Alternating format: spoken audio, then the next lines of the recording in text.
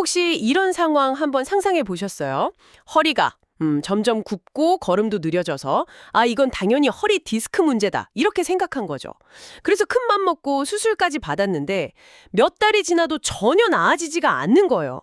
오늘 저희가 깊이 파고들 이 질병관리청 자료에 따르면요. 이게 실제로 있는 일이더라고요. 디스크 수술까지 다 받으셨는데 나중에 알고 보니까 파킨슨병이었다는 그런 안타까운 사례가 있었습니다. 그래서 오늘은 바로 이 자료들을 바탕으로 우리가 그냥 나이 들어서 그래 하고 오해하기 쉬운 병, 파킨슨병에 대해 한번 속속들이 파헤쳐 보려고 합니다. 이 병의 진짜 모습은 뭔지, 또 왜 이렇게 오해가 많은 건지, 그리고 당신과 당신 가족을 위해서 지금 당장 알아두면 좋을 핵심 정보는 뭘지 제대로 짚어보겠습니다. 자, 그럼 이 병의 정체부터 한번 시작해 볼까요? 자료를 보니까 파킨슨병이 치매 다음으로 흔한 대표적인 퇴행성 뇌질환이다. 이렇게 딱 명시가 되어 있네요. 퇴행성 뇌질환이라는 말만 들어도 사실 좀 덜컥 겁이 나는데요. 정확히 우리 뇌에서 무슨 일이 벌어지고 있는 건가요? 이 병이 참 교활하다고 느껴지는 지점이 바로 그 원인에 있습니다. 자료에서 중뇌 흑색질이라는 좀 생소한 이름의 뇌 영역을 언급하는데요. 여기서 우리 몸의 움직임이나 감정을 조절하는 핵심 물질, 바로 도파민을 만드는 세포들이 아주 서서히, 정말 소리 없이 죽어가는 겁니다. 소리 없이요? 네. 근데 정말 무서운 건 이 자료에서도 특히 강조하는 부분인데요. 이 세포들이 50%, 많게는 70%까지 사라진 뒤에야 70%요? 잠깐만요. 70%요? 네. 그제서야 우리가 뭔가 이상한데? 하고 느낄 수 있는 증상이 나타난다는 사실입니다. 와, 그건 마치 집에 조용한 도둑이 들어서 살림살이를 절반 이상 다 훔쳐간 다음에야 알아차리는 거랑 똑같은 거잖아요. 진짜 좀 소름 끼치네요. 정확한 비유입니다. 이미 뇌 안에서는 큰 전투에서 거의 패배한 뒤에야 우리가 싸움을 시작하게 되는 셈이죠. 그것도 수년 혹은 십수년에 걸쳐서요. 이게 바로 파킨슨병의 진단과 치료가 그토록 어려운 근본적인 이유입니다. 그러면 그 뭔가 이상한 신호, 그러니까 그 증상이라는 게 구체적으로 뭘까요? 저는 솔직히 파킨슨병 하면 그냥 손이 떨리는 것, 그것만 딱 떠올렸거든요. 바로 그게 가장 큰 오해 중 하나입니다. 물론 자료에서도 가만히 있을 때 손발이 떨리는 안정시 떨림을 주요 증상으로 꼽고 있습니다. 근육이 뻣뻣해지는 경직도 마찬가지고요. 하지만 이 자료가 가장 결정적인 변화라고 강조하고 있는 건 바로 느려진 동작과 행동입니다. 느려진 동작과 행동이요? 네, 전문 용어로는 서동증이라고 하죠. 서동증. 그러니까 걸음이 느려진다거나 글씨 쓰기가 힘들어지고 얼굴 표정이 좀 무표정하게 변하고 이런 것들이요? 맞습니다. 그리고 바로 그 느려짐이 이 병을 단순한 노화나 다른 질병으로 착각하게 만드는 주범인 거죠. 인트로에서 말씀하신 그 사례처럼요. 허리가 굽고 종종 걸음을 걷게 되면 누구라도 나이가 들어서 그런가 보다 하거나 허리가 안 좋아서 저러시나 하고 생각하기 쉽지 않겠어요? 그렇겠네요. 너무 자연스러운 노화 현상처럼 보이니까요. 실제로 영국의 파킨슨스 UK라는 기관의 자료를 보면요. 환자의 무려 26%? 26%나요? 4명 중 1명이 넘는 거잖아요. 그렇죠. 4명 중 1명 이상이 다른 질환으로 오인해서 잘못된 치료를 받다가 오히려 증상이 더 악화된다고 하니까 이건 정말 심각한 문제입니다. 이건 그냥 몇몇의 불운한 사례가 아니군요. 그러니까 손떨림이라는 그 유명한 증상에 가려져서 진짜 중요한 신호인 느려짐을 우리가 다 놓치고 있다는 거네요. 정말 중요한 지적인 것 같습니다. 맞습니다. 그래서 이 자료는 우리에게 이런 메시지를 던져주는 거죠.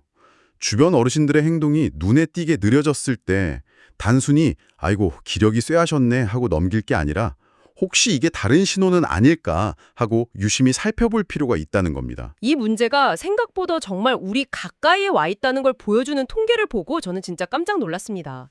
2021년 기준으로 전 세계 환자 수가 약 1,177만 명. 그런데 2050년에는 2,500만 명으로 2배 이상 늘어날 전망이라고요? 이건 완만한 증가세가 아니잖아요. 그렇습니다. 거의 기하급수적이라고 볼 수 있죠. 우리나라 상황도 예외는 아닙니다. 건강보험심사평가원 자료를 보니까요. 국내 환자 수가 2020년에 약 12만 6천 명이었는데 2024년에는 14만 3천 명을 넘어섰어요. 불과 4년 사이에 13.9%나 증가했다고요? 네, 그렇게 증가한 수치입니다. 이렇게 폭발적으로 늘어나는 이유가 뭘까요? 단순히 인구가 고령화되기 때문이라고만 보기에는 증가세가 너무 가파른 것 같은데요? 아주 좋은 질문입니다. 물론 가장 큰 원인은 전 세계적인 고령화가 맞습니다. 자료에 나온 연령대별 발병률 데이터를 보면 그게 명확해지죠. 인구 10만 명당 발병률이 60대 초반에는 61명인데 70대 후반이 되면 330명으로 5배 이상 급증하거든요. 네. 하지만 전문가들은 고령화 외에도 여러 환경적 요인이나 유전적 요인, 그리고 또 과거보다 진단 기술이 발달해서 예전에는 놓쳤을 환자들을 더 많이 발견하게 된 점도 복합적으로 작용한다고 보고 있습니다. 중요한 건 이제 이 병이 남의 이야기가 아니라 나의 이야기, 혹은 우리 부모님의 이야기가 될 확률이 점점 더 높아지고 있다는 현실이죠. 이런 좀 암울한 현실 속에서 진단을 받게 되면 그 다음은 어떻게 되는 건가요? 아까 뇌세포가 50% 이상 파괴된 상태에서 시작한다고 하셨는데 치료가 가능하기는 한 건가요? 이 부분에서 희망과 한계가 동시에 드러납니다. 자료에 따르면 안타깝게도 현재로서는 병의 진행, 그러니까 뇌세포가 죽어가는 걸 완전히 멈추거나 되돌리는 근본적인 치료법은 아직 없습니다. 아, 그게 현실이군요. 그럼 그냥 속수무책으로 지켜봐야만 하는 건가요? 그렇지는 않습니다. 여기서 관점을 좀 바꿔야 하는데요. 완치는 어렵지만 부족해진 도파민을 약물로 보충해주거나 뇌의 비정상적인 신호를 조절해서 증상을 완화하고 일상생활을 거의 정상에 가깝게 유지하는 관리는 충분히 가능합니다. 자료에서는 크게 세 가지 치료법을 제시하는데요. 네. 첫째는 환자 개개인에 맞는 약물을 찾는 약물 치료. 둘째는 수술 치료. 그리고 마지막으로 이 모든 것의 효과를 극대화하는 운동 치료입니다. 수술 치료 이야기가 나와서 말인데요. 자료에 뇌신부 자극술이라는 용어가 언급되네요. 이름만 들어서는 굉장히 복잡하고 솔직히 좀 무서운데요. 이게 어떤 원리의 수술인가요? 네, 그 원리가 아주 흥미롭습니다. 쉽게 말해서 뇌의 페이스메이커라고 생각하시면 됩니다. 아, 뇌 페이스메이커요? 네, 심장 박동에 불규칙할 때 페이스메이커를 넣어서 전기 신호로 조절하는 것처럼요. 뇌의 특정 부위에 아주 가느다란 전극을 삽입하는 겁니다. 그리고 그 전극으로 미세한 전기 자극을 계속 보내서 파킨슨병 때문에 생기는 비정상적인 뇌 신호를 안정시켜주는 거죠. 이걸 통해서 손떨림이나 근육 경직 같은 증상을 획기적으로 개선할 수 있습니다. 물론 모든 환자에게 적용되는 건 아니지만 약물로 조절이 힘든 환자분들께는 정말 인생을 바꿔놓을 만한 치료법이 될 수 있습니다. 와, 뇌 페이스메이커라니 비유가 정말 귀에 쏙 들어오네요. 그리고 세 번째 치료법으로 운동을 언급하셨는데 보통 운동은 좀 보조적인 요법으로 생각하기 쉽잖아요. 그런데 이 자료에서는 약물, 수술과 함께 3대 치료법의 한 축으로 다루고 있더라고요. 그만큼 중요한 이유가 있겠죠? 그렇습니다. 이 자료가 가장 힘주어서 강조하는 부분 중 하나가 바로 이 운동의 역할입니다. 파킨슨병 환자분들은 몸이 굳고 움직임이 느려지니까 점점 더 안 움직이려는 경향이 생기거든요. 네, 그럴 것 같아요. 하지만 그럴수록 근육은 더 약해지고 관절은 굳어서 증상이 악화되는 악순환에 빠지게 됩니다. 운동은 단순히 체력을 기르는 걸 넘어서요. 뇌 가소성을 촉진해서 뇌가 스스로 기능을 재조직하고 보상하는 능력을 키워줍니다. 즉, 운동 자체가 뇌에 작용하는 하나의 치료제인 셈이죠. 여기서부터는 정말 실용적인 정보들이 나오는데요. 막연하게 운동하세요가 아니라 구체적인 도구랑 방법을 딱 지시해주고 있어서 아주 인상 깊었습니다. 이건 청취자분들께서도 꼭 알아두시면 좋을 것 같아요. 첫 번째가 닥터 파킨슨이라는 모바일 앱이더군요. 네, 국립보건연구원에서 직접 개발한 앱입니다. 이 앱의 가장 큰 장점은 두 가지인데요. 하나는 자가진단 기능입니다. 몇 가지 질문에 답하고 간단한 동작을 따라하면서 파킨슨병의 위험도를 스스로 체크해 볼 수 있습니다. 물론 이게 최종 진단은 아니지만 혹시 나도? 하는 의심이 들 때 병원에 가봐야 할지 판단하는 데는 큰 도움이 되겠죠. 그리고 또 다른 하나는 주치 찾기 기능이죠. 내 주변에 있는 파킨슨병 전문의를 바로 검색해서 찾아볼 수 있다는 점. 막상 몸이 아파도 어느 병원, 어느 의사를 찾아봐야 할지 막막할 때가 정말 많은데 이건 정말 유용한 기능인 것 같아요. 맞습니다. 초기 진단의 골든타임을 놓치지 않게 도와주는 중요한 도구죠. 그리고 두 번째 실용 정보는 구체적인 운동 프로그램인데요. 국내 보건연구원 누리집에 가시면 파킨슨병 환자를 위한 운동이라는 책자를 PDF 파일로 무료로 내려받을 수 있습니다. 스트레칭부터 근력운동, 균형운동까지 사진이랑 같이 아주 상세하게 설명이 되어 있어요. 아, 그리고 영상으로 보고 따라하고 싶은 분들을 위한 파킨슨병 운동연구소라는 웹사이트도 있더라고요.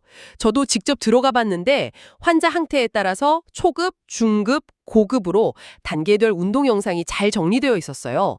환자뿐만 아니라 가족들이 함께 보면서 격려해주기에도 정말 좋아 보였습니다.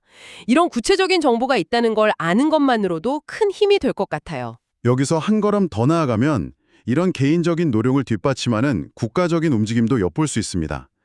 자료에서 언급된 파킨슨병 코호트 사업이 바로 그건데요.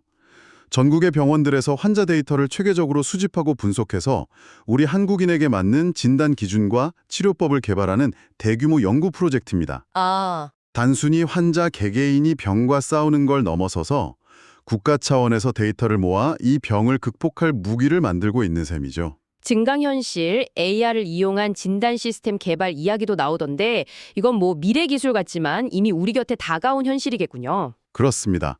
환자의 아주 미세한 움직임이나 표정 변화를 AR 기술로 포착해서 조기에 병을 진단하려는 시도입니다. 이런 기술들이 상용화되면 앞으로는 훨씬 더 빠르고 정확하게 파킨슨병을 발견하고 대처할 수 있게 될 겁니다. 자, 그럼 오늘 우리가 깊이 파고든 내용들의 핵심을 다시 한번 정리해 볼까요? 첫째, 파킨슨병의 가장 대표적인 얼굴은 손떨림이 아니라 느려진 행동이다. 그리고 이 때문에 노화와 혼동하기 쉬워서 진단이 늦어지는 경우가 많다는 점. 이게 가장 중요한 포인트 같습니다. 그리고 전 세계적으로 환자 수가 폭발적으로 증가하고 있어서 더 이상 외면할 수 없는 사회적 문제가 되었다는 현실도 기억해야 합니다. 맞습니다. 비록 완치는 어렵지만 뇌의 페이스메이커 같은 수술이나 약물 치료, 그리고 무엇보다 중요한 꾸준한 운동을 통해서 증상을 관리하면서 충분히 건강한 일상을 살아갈 수 있다는 희망적인 메시지도 있었고요. 특히 닥터 파킨슨 앱이나 관련 웹사이트에서 제공하는 구체적인 정보들은 당신과 당신 가족에게 실질적인 도움이 될 수 있으니 꼭 기억해 두시면 좋겠습니다. 여기서 오늘 나눈 이야기를 바탕으로 한 가지 더 생각해 볼 질문을 던져드리고 싶습니다. 오늘 살펴본 자료는 주로 움직임이 느려지고 떨리고 굳는 것과 같은 운동 증상에 초점을 맞추었습니다. 하지만 파킨슨병 같은 퇴행성 뇌질환은요, 우울감이나 심한 잠꼬대 같은 수면장애, 냄새를 잘 맡지 못하는 후각 능력 저하와 같은 비운동 증상을 동반하는 경우가 아주 많습니다. 그리고 흥미로운 점은 이런 비운동 증상들이 운동 증상보다 몇 년이나 먼저 나타나기도 한다는 연구 결과들이 있다는 겁니다. 혹시 우리 뇌가 보내는 진짜 첫 번째 적신호는 우리가 전혀 예상치 못한 다른 모습으로, 어쩌면 몸이 아니라 마음의 형태로 먼저 나타나고 있는 것은 아닐까요? 이 질문에 대해 한 번쯤 고민해 보시는 것도 의미 있을 것 같습니다.